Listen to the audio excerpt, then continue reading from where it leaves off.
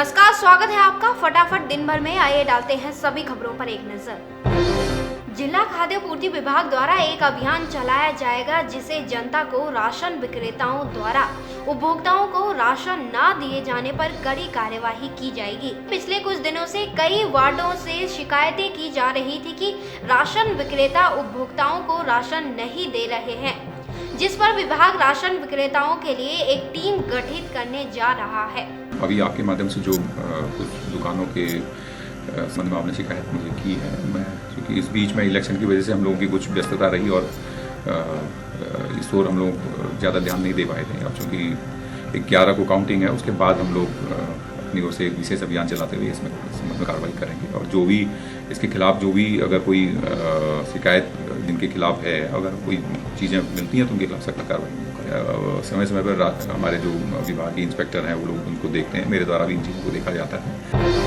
गोविंद बल्लभ पंत एवं प्रौद्योगिकी कृषि विश्वविद्यालय पंतनगर में 101वां अखिल भारतीय किसान मेला एवं कृषि उद्योग प्रदर्शनी का आयोजन किया जा रहा है।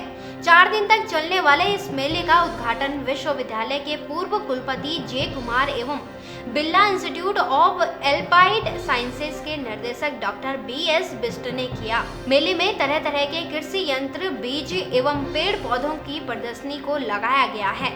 साथ ही विश्वविद्यालय के छात्र छात्राओं द्वारा खूबसूरत प्रदर्शनी भी इसमें लगाई गई है। एंटरप्रेन्योर जिसको इस्तेमाल कर रहे हैं वो यहाँ पर डिस्प्ले की है। करीब करीब मुझे मालूम हुआ कि 275 के करीब अलग अलग कंपनीज और ऑर्गेनाइजेशन द्वारा पंतनगर यूनिवर्सिटी से ही एग्रीकल्चर और एग्रीकल्चरल एक्सटेंशन विश्वास है कि फ्यूचर में भी ये लीड करेगी अच्छी टेक्नोलॉजी देने में, अच्छे स्टूडेंट्स लेने में, साथ में जो एजुकेशन के मॉडल्स हैं उनको देने में। इस दौरान कुलपति जे कुमार ने कहा कि कृषि कुंभ के नाम से जाने जाने वाला पंतनगर किसान मेला पूरे विश्व में पहचान बना चुका है। कि जो उन्नत तकनीकें हैं विश्वविद्यालय ने इजाद करी हैं पिछले 1 वर्ष में, उसका डिस्प्ले, उसका डेमोन्स्ट्रेशन यहाँ पर किया जाता है ताकि किसान उसको अपनाए और अधिक से अधिक लाभ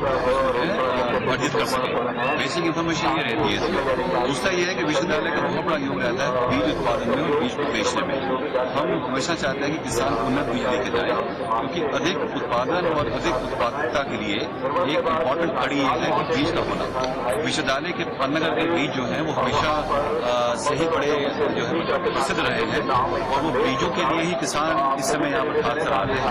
अक्टूबर में भी खासकर बीज के लिए आ रहे हैं। कलिया शरीफ से जायरीनों का एक जत्था अजमेर शरीफ के लिए रवाना हो गया। जत्थे में 100 लोग शामिल हैं जो झंडा लेकर अजमेर शरीफ ख्वाजा मोइनुद्दीन चिश्ती साहब की दरगाह पर झंडा चढ़ाएंगे। यह जत्था 800 किलोमीटर की यात्रा पैदल ही करेगा जो 24 दिन में अजमेर शरीफ पहुंचेंगे। अजमेर शरीफ पहुंचकर देश की अमन सलामती की दुआ करेंगे। 100 साल पहले जबकि सरकार गरीब नवाज हयात थे, जिंदा थे, ये लोग जो अपने अपने इलाके के बुजुर्ग हैं ये सब उनसे करते थे। अब उसी रस्म को ये फकीर लोग चला रहे हैं। जत्था पूरे मुल्क के हिंदुस्तान की अमन सलामती के लिए दुआएं मांगते जाते हैं, भाईचारा और अमन का पैगाम देते हुए जाते हैं। और ये चांद रात जो अगली चांद रात रजब की होगी वो हुजूर गरीब नवाज का चांद दिखता हुआ होगा और ये तमाम छड़िए शरीफ बारगाह गरीब नवाज के बुलंद दरवाजे पर होंगे। तमाम जमातुल फुकरा के लोग अपने मुल्क के हिंदुस्तान के लिए अमन और सलामती की दुआएं मांगेंगे, भाईचारा कायम रहे हिंदुस्तान के अंदर और सभी लोगों के लिए दुआ गो। गौरतलब है कि देश में अमन सलामती का संदेश देने के लिए यह जत्था हर साल ख्वाजा साहब के उर्स में पैदल यात्रा करता है।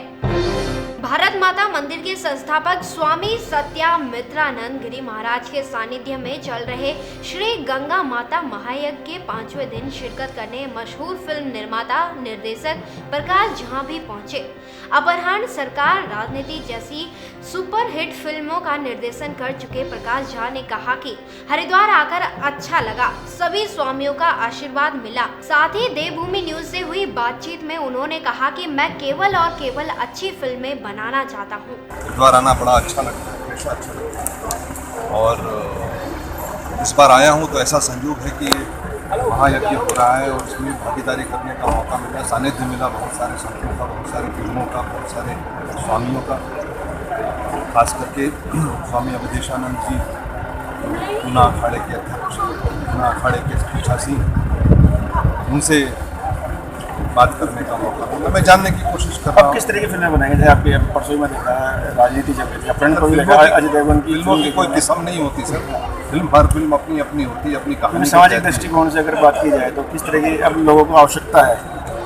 ये मैं कैसे बोलूँ, मैं कोई समाज दृष्टा तो हूँ नहीं, मैं तो फिल्मकार हूँ। अच्छी फिल्में बनाना चाहता हूँ, अच्छी कहानियाँ कहना चाहता हूँ और हमेशा कोशिश करता हूँ कि लोग इंगेज हों, लोग एंजॉय करें, लोग आनंदित हों। 4 मार्च को राष्ट्रवादी छात्र कांग्रेस ने दिल्ली के जंतर मंतर पर एबीवीपी के खिलाफ एक दिन का विरोध प्रदर्शन किया, जिसका उद्देश्य अभिव्यक्ति की आजादी और लोकतंत्र को बनाए रखना है।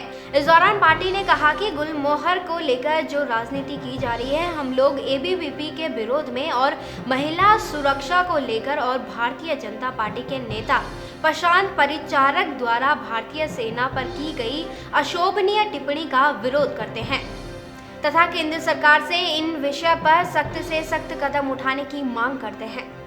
देखिए, जिस प्रकार से हम सब लोग देख रहे हैं कि गुरमेहर कौर पे जो राजनीति चल रही है, तो राष्ट्रवादी विद्यार्थी कांग्रेस उसके समर्थन में उतरी है।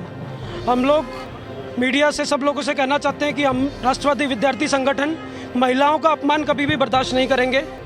हम गुरमेहर कौर के साथ में हैं। राष्ट्रवादी विद्यार्थी कांग्रेस का पूरा समर्थन है। पूरे हिंदुस्तान में इस चीज़ का पुरजोर विरोध करेगी। जिस प्रकार से बीजेपी वाले जवानों पे अपनी राजनीतिक रोटी सेकते हैं, उसी तरीके से एबीवीपी और प्रशांत परिचारक जैसे लोगों की मानसिकता नजर आती है हमें। जिस प्रकार से उन्होंने इतनी संक्रमित सोच के साथ महिलाओं के प्रति ऐसी टिप्पणी दी है और जो उन्होंने गुंडागर्दी का माहौल कॉलेजेस में, विश्वविद्यालयों में फैलाया हुआ है, उसका राष्ट्रवादी विद्यार्थी कांग्रेस पुरजोर विरोध करती है। और हम अपील करते हैं पुलिस से भी, सरकार से भी, ये गुंडागर्दी जल्द से जल्द बंद होनी चाहिए। और जिस प्रकार से उसने अपना कॉलेज और यूनिवर्सिटी छोड़ के अपने घर चली गई है, उस प्रकार से समझ में आता है कि उसका प्रशासन पे विश्वास नहीं है, ट्रस्ट नहीं है। जिस प्रकार से उसको अरेस्ट किया हुआ है, ब्लैकमेल किया हुआ है, हम ये राष्ट्रवादी विद्यार्थी कांग्रेस के माध्यम से कहना चाहते हैं कि पूरा हिंदुस्तान गुरमेहर कौर के साथ में है। कहते हैं औलाद का सुख बूढ़ी हड्डियों को ताकत देकर सेवा करने का होता है, लेकिन दिल्ली के बिंदापुर थाना ओम विहार इलाके का एक कलयुगी बेटा अपने पिता का ही काल बन गया। इस बेटे ने अपने ही पिता को पीट कर उनको मौत के घाट उतार दिया। पुलिस हिरासत में खड़ा है ये वो कलयुगी बेटा चेतन, जिसने शराब के नशे में पीट कर अपने पिता राजकुमार की हत्या कर दी। बीती रात बिंदालपुर इलाके के खुशी राम पार्क के इस घर में चेतन ने अपने 75 साल के बुजुर्ग पिता को लात, घूसे और थप्पड़ों से इतना पीटा कि वो अधमरा हो गए। लेकिन नशे में चूर चेतन को तब भी अपने पिता पर रहम नहीं आया। वो तब तक उसे मारता रहा जब तक वो मौत के आगोश में समा नहीं गया। घर के दूसरे सदस्य बीच बचाव में आए, लेकिन तब तक राजकुमार अपनी आखिरी सांस ले चुका था। आनन फानन में राजकुमार को हॉस्पिटल ले जाया गया, जहां डॉक्टरों ने उसे मृत घोषित कर दिया। जांच में पता चला कि 40 साल का चेतन शराब का आदी था, ई-रिक्शा चलाता था और लगातार शराब पीता रहता था। दिन हो या रात वो नशे में ही घर में घुसता था।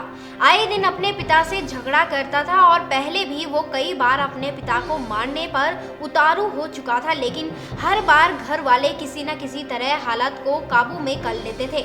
लेकिन बीती रात उसने अपने पिता को मौत के घाट उतार ही दिया। कल वो ऐसे इनकी थोड़ा क्वारलिंग हो गया था, उस टाइम में इन्होंने लपड़ मार लिया। उस टाइम इनकी बाकी अनकॉन्शियस स्टेट में हो गया, फिर इन्होंने खुद ही लेके गया हॉस्पिटल में। वहाँ जब लेके गया तो वो ब्रॉड डेड डिक्लेयर हो गया डॉक्टर में। मारपीट के दौरान मौत हो गई।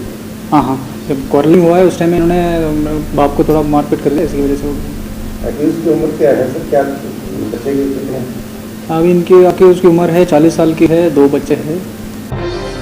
रुड़की के कलियर में पुरानी गंगनहर से 20 साल की युवती का शव मिलने से पुलिस महकमे में हड़कंप मच गया। आसपास के लोगों को युवती का शव गंगनहर में तैरता दिखाई दिया, जिसके बाद ग्रामीणों ने इसकी सूचना पुलिस को दी।